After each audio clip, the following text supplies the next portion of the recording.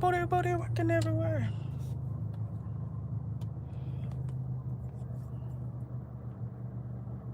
Somebody gonna leave with the damage. Here and I.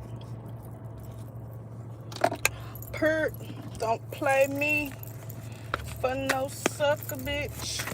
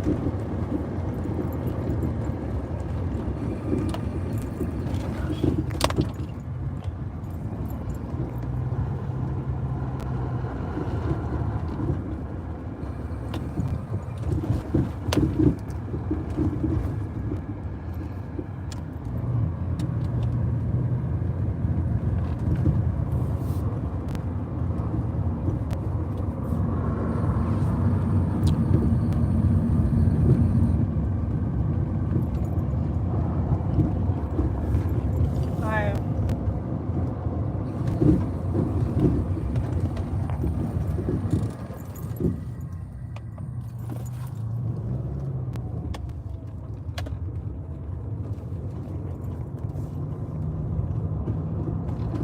Yeah. I had to go fucking get a charger. I left my charger in my roommate's room last night, but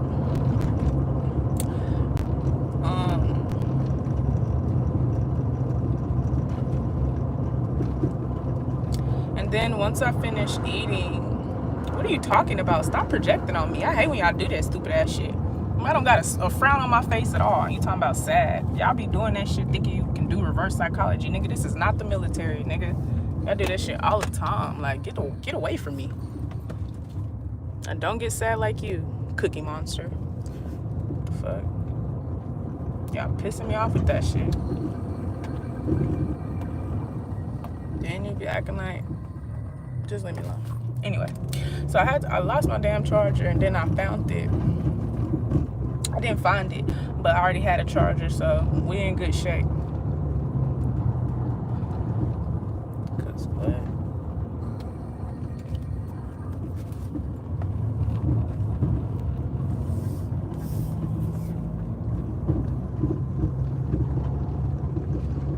Eating Chipotle.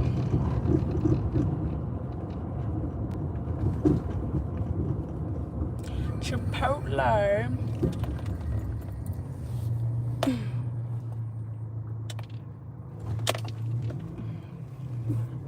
Hi, girl. Thank you.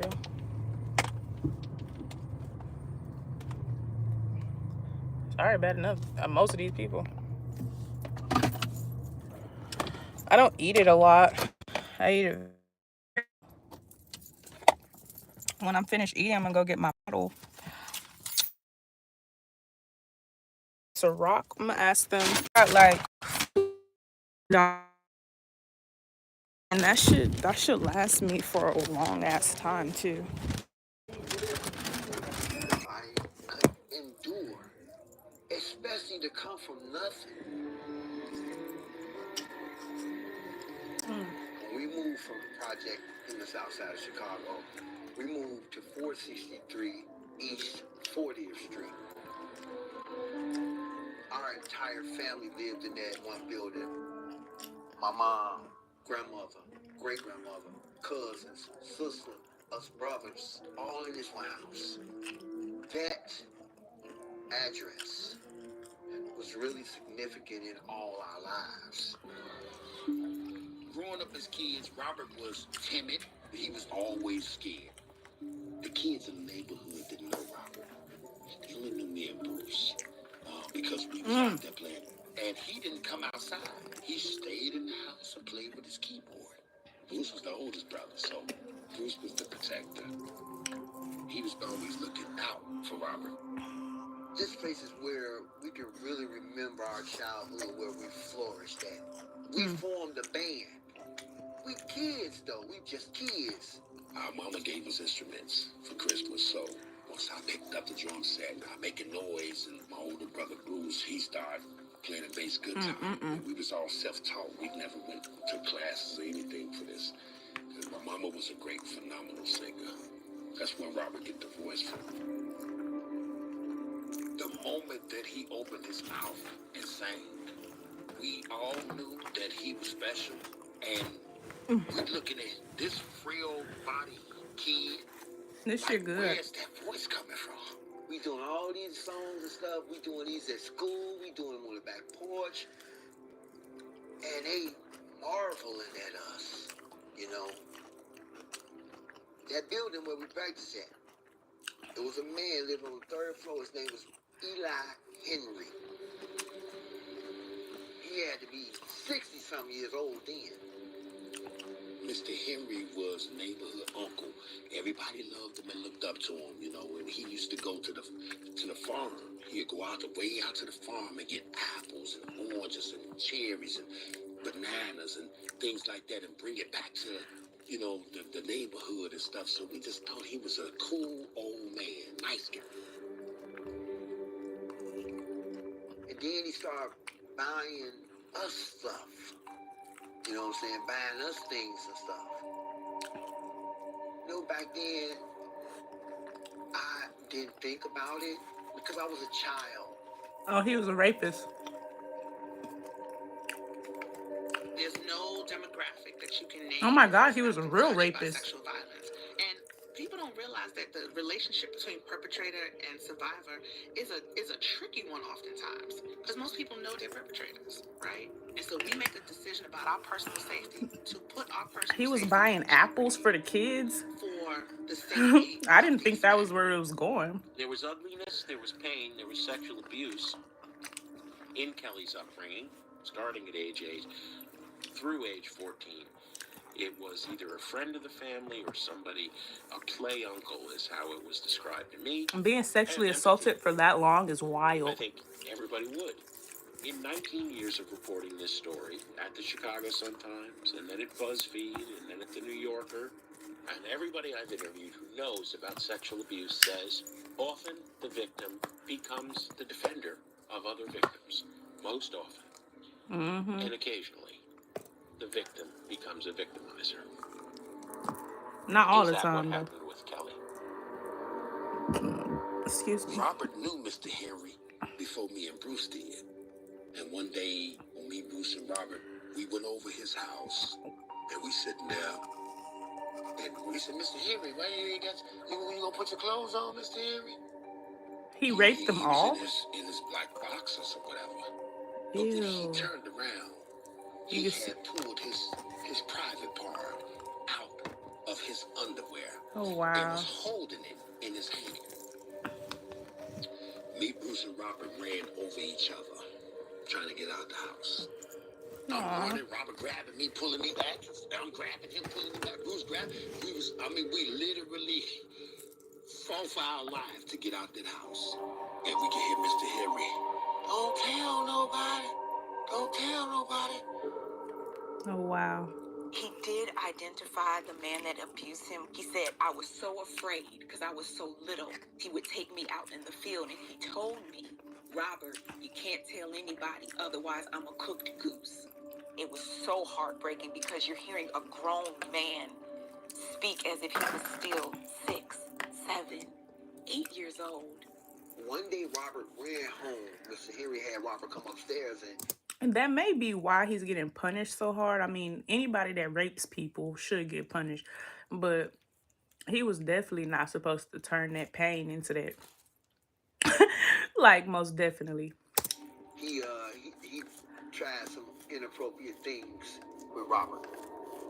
Okay. And to I'm gonna be call the abused by the police. same sex is just The police sick, came bro. through, That's just and sick.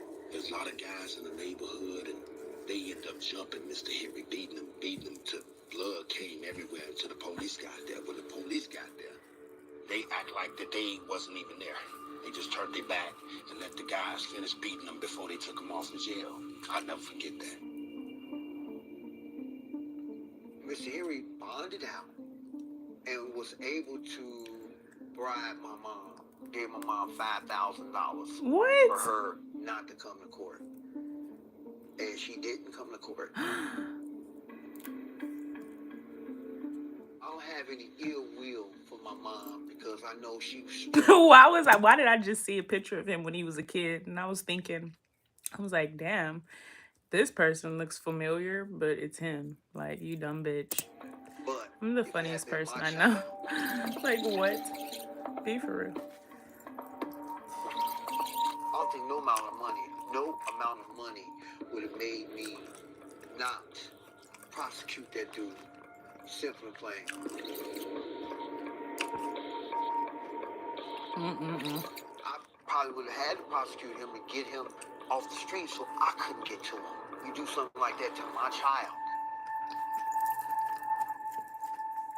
For years and years, I thought that I was dreaming. My brother Kerry started saying things, and then Robert started saying things. He started saying things in his song. I admit. Chipotle. Family member touched me from a child to the age 14. He says, I admit that he'd been touched till he was 14. Mr. Henry was like, that's one thing. That's one thing. But there was someone else too. There was someone else. We were kids.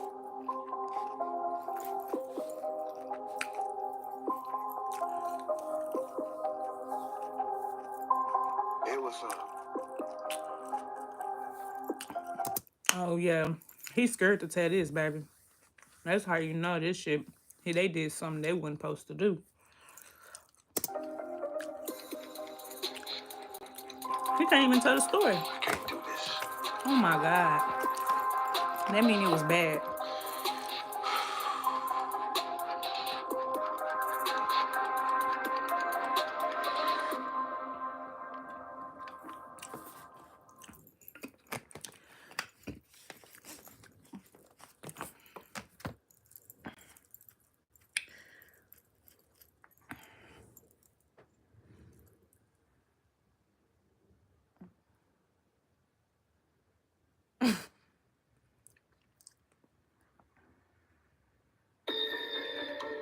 I think I'm probably the world's foremost scholar of R. Kelly interviews, audio, and definitely video. I had to be in order to figure out what he had said and how he had changed certain stories. And of course, there's the Tavis Smiley interview. At 8 or 9 years of age, you talk in the book about how exposed you were to sex. There were adults who were coming on to you even when you were a child. What did that do to you to be exposed to sex at that early age? I really think it's a generational curse because as I grew up, I would ask a whole lot of people that I had met, have they ever been, and they would say, yeah, as a matter of fact, I have. And yes, I was molested when I was from 7 on to maybe 13, 14, something like that, by people in my family. That is just so sick and disgusting.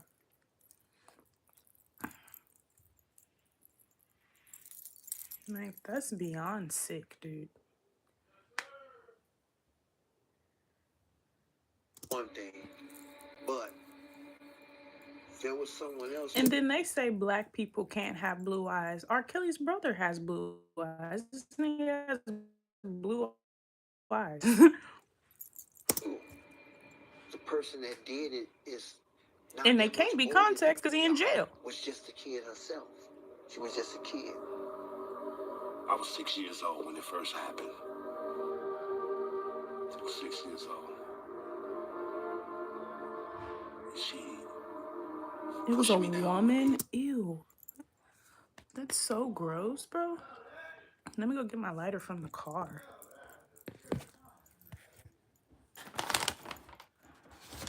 Oh, it's right here. Thank God.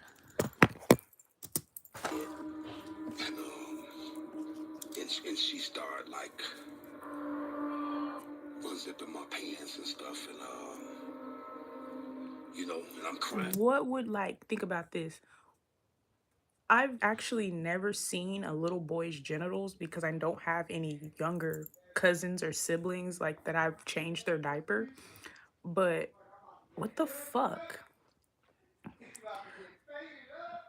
What the fuck could possibly make you want to baby penis? What the hell?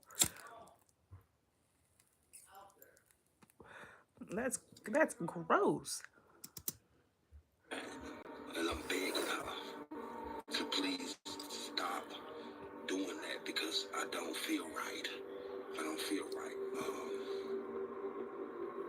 And then she climbed on top of me. I would make believe that I was somewhere else playing with my friends. Or I would say I'm at the park. Doing things that kids supposed to be doing at that age. You know? That was just with me. But then there would be times that she would make Robert stay in the house. As a woman, though, you have to be sick to do that. Like, that's insane. That's so sick. I remember one time hearing Bruce and Robert talking about the girls. Bruce said, Robert, man, you ain't never had no girl. He said, and I have. And he said it proud. I think he enjoyed it. I didn't hear so many stories like that. People getting raped and they actually enjoyed it. I remember one time I was watching a show with Chris and he be watching some weird shows. I don't know if it's an old people thing or just him. I think he likes pornography too much. He has a porn addiction because the shit that he be watching, it be all nasty and they be fucking all every 5 minutes and it just be bad. I just be like, how in the fuck do you watch this? He watch like romantic shit. I don't even know what he watched. They be killing each other and fucking every 5 seconds and just nasty and sweaty and disgusting.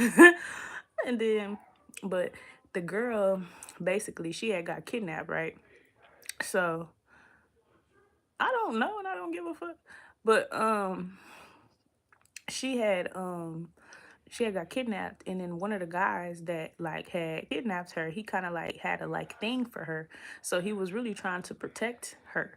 And then she was telling him about like her childhood, how she got molested or raped, I don't know. And then and then she was like, yeah, that basically she had liked it and she felt bad about it. I think she said her dad did it. That's just some sick shit, boy. You know how a parent be able to tell that their child is out there having sex because they getting smart at the mouth. They think they know it all now. And You can tell. Ow! You can tell when somebody is someone is doing sexual shit like kids. Cause my sister, I'm not saying my sister is doing sexual shit, but she be like, now that she got a boyfriend, like she be sleeping with her pants off. And I called her out on that. I'm like, what are you doing? Why don't you have your pants? Like, I don't know. all of a sudden, it's not no thing that builds up. Kids are fast as shit, I but think she's it 17. affected I don't him know. in more ways than we all know. The things that happened to me and Robert was just a so real situation where I felt like, oh my God, I just want to die.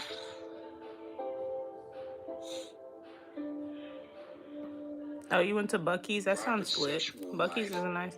and the way that he turned out today to be They just sound so for disappointed in him. a man to molest my brother and to molest him, that changed the game. I never thought of it like that until now.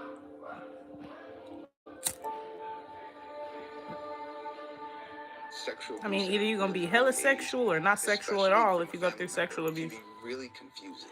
This thing that's happening to me feels good. It's happening from a family member, which is wrong. And it's happening at an early age, which I know it's wrong, but it feels good.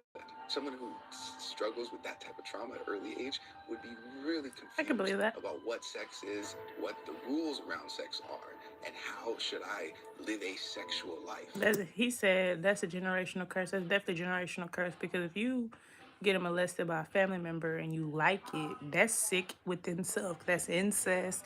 When you get molested by a family member, that's even more sick. That's incest. What the hell? What are the So appropriate he boundaries already around was sex? sick-minded as a kid. We live there on 40th Street. Cause you heard his Right. brother say he felt that shit was uncomfortable. They saying that he liked the shit. So Place had an impact on our lives so much. Robert named a tour after it. 60653 tour. That's wow. The link between being a victim and being a perpetrator can be overstated at times. There are many people that don't go on to perpetrate sexual violence that have experiences of child sexual abuse. What we do know is that for many people that are sexual perpetrators and sexual abusers, they do have that experience in their childhood. When we look back into their pasts, we see moments where they felt very vulnerable, they felt helpless. When you start to peel away the layers and start to look at their lives and how they got here, sorry.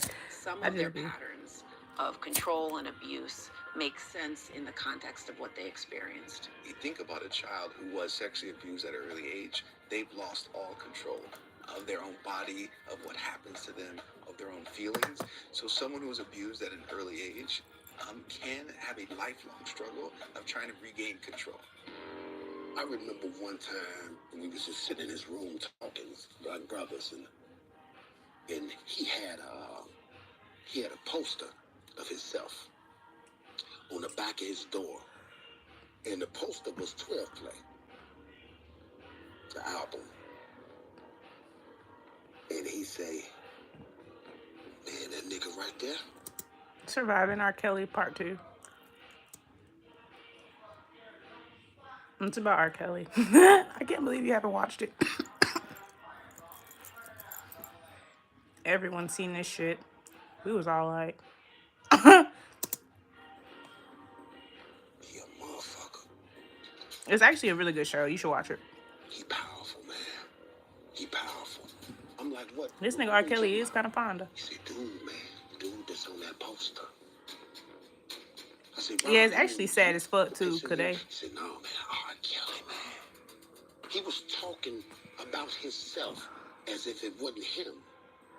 I said, Rob, what you mean, man? You know, he a whole different person, man. I said, he be making do shit I don't want to do. And he was crying when he said it. I'm getting emotional because I'm like, my brother is really, really hurting. It's now I'm starting to really look at it. I mean, now that shit holds power because he really doing shit that he don't probably want to do. That shit probably do take control over him. For real, for real. It's it feel powerful to control somebody. I'm sure it do. Like, he probably believes that whatever R. But he Kelly probably said, really is sad on the Robert has inside to do. do some shit like If that, what he there's be a doing. truth to this, of this name or whatever this entity is, he's saying that controls him beyond his control. And that's the problem. The devil, hella. There was a pastor, lady pastor, that Robert was in tune with. He used to call her for spiritual advice and so forth. And one day he called this pastor up and had this pastor come to the house. He told me, let her in, take her to the jacuzzi room, and I'll be there. I said, okay. When the pastor came, I escorted her to the jacuzzi room. I hope they don't say called nothing Robert, bad about the asked damn who's here. pastor. I was getting ready to leave because he wanted to talk to her. He said, no, I just want you to stay. So he started crying. He started crying tears, telling this woman that I have a problem. I look at those videotapes. He was pointing to the closet. He really didn't do BDSM. That's the crazy part. He didn't do BDSM. He just nasty, freaky nigga. He basically a trafficker. Because he be like holding them hostage, making them pee in cups and cans and shit. They gotta call him daddy at all times.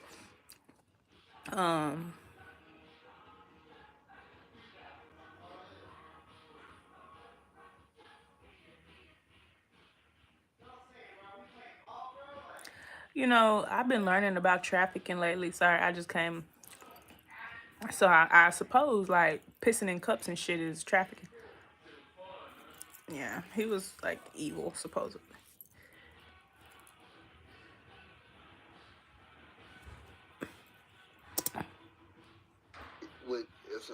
It's a closet, like a walk-in closet with shelves full of videotapes.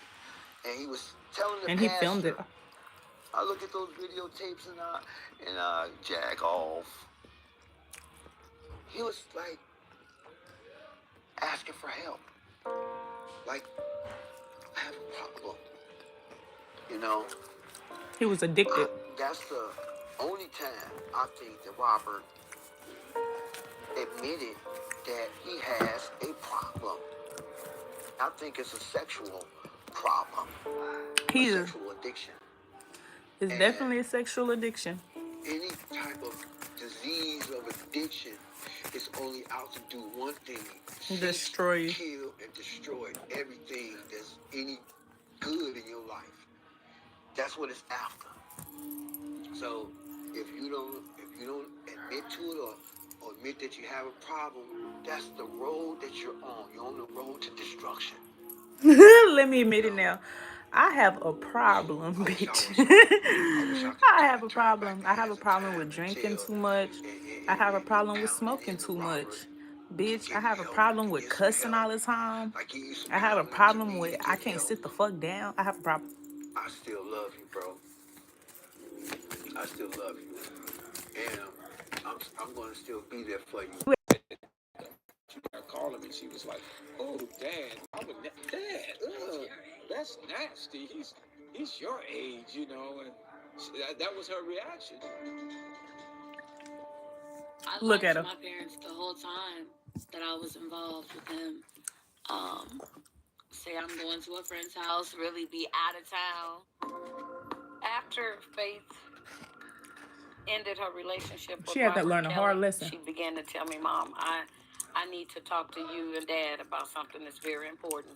It was hard for her to tell us. I could see that. She said she had been lying to us on the weekends when we thought she was with her girlfriend. It was unbelievable. Oh, the daddy mad. I was just totally blown away. I was very angry. I trusted her. And I believed that she wasn't seeing him or hadn't seen him. We had no idea. How could you? My She's relationship pretty with though. R. Kelly, it costed me my confidence, my respect, my love for myself. Seeing his personality flip was enough for me. Just little things like send me a picture of what you're wearing, to tell me where you live, to tell me everywhere you go outside of where you live. I want that. Is it bad that I want a nigga like that? Like, bro, even though my ex was just like that, like he was so fucking controlling, I always be like, damn, I really do miss this nigga, bro. Cause it's like, would you rather a nigga control you or not? And plus, I'm very like rebellious. I'm very like, so I do need a controlling nigga. Like, it's only right. What the fuck? Like, hello. And then it's more like, oh, you can control me, bitch. You can really control some shit. You hear me? Like, if you control me, bitch, you can control some shit. Like, we may be working with something here. But then it goes left because, bitch, you start getting depressed. Because then they also telling you all types of shit that you don't want to hear. Can't take it. Then it leads to breakups because he will break up with me all the time. because I would be sleeping legit. I would be asleep because I was fucking depressed. So I would be asleep, and then like he would assume that I was like fucking someone, and he would just break up with me, and I would be so sad. And I would beg for him back, like, "Oh, I'm not doing that. Oh my god." It was like the worst shit ever, bro. I'm telling you. Liz, it really took a lot. But I mean, sexually, his it was energy, tight. at times, it would just be really dark. This is not some. To the This is point not where good you look weed, him in bro. the It's eye, already don't nappy, and know it's how only to been read in a my head person for a like week. that. And you also Like realize all I that gotta do they're is brush shit, unpredictable, but so you still. don't want to make them upset. Don't want to do anything to make them mad. On May 22, 2018, when Faith Rogers comes public that she is suing R. Kelly for passing on a sexually transmitted disease, unlike many of the lawsuits that I had covered in the 90s and the 2000s, this is instant news everywhere. This is exhausting because it's another R. Kelly story, and it's always the same things. Other news organizations are taking this seriously. As with the case of the first Harvey Weinstein accusers, the floodgates kind of open, and other women come forward. Kitty Jones and Asante McGee both say they had relationships with R. Kelly. Prior to the documentary airing, my attorney, Gloria Alvarez, she had received a letter, and it was already a threatening letter, and it had pictures of me. It had said that I needed to abandon these heartless efforts of trying to ruin his career. It said that he would have 10 men that were going to come and talk about my sex life, or that they have had sex with me.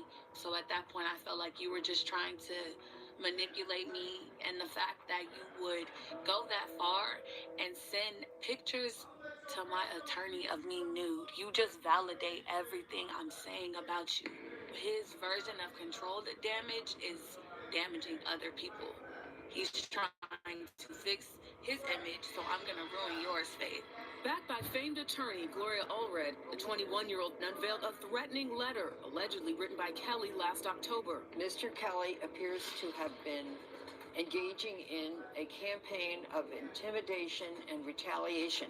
Often in the past, many victims were fearful of coming forward against the powerful. Now I think we see a power shift in many cases, where the person in fear is the rapist or the person who's sexually a child. I have been getting like texts through my mom's phone. I had changed my number, but I have been getting texts from a weird Chicago number, and it was like, pull the plug or you'll be exposed. There's plenty of history of threats. This is too much. First week of January 2001, the day after I received the videotape.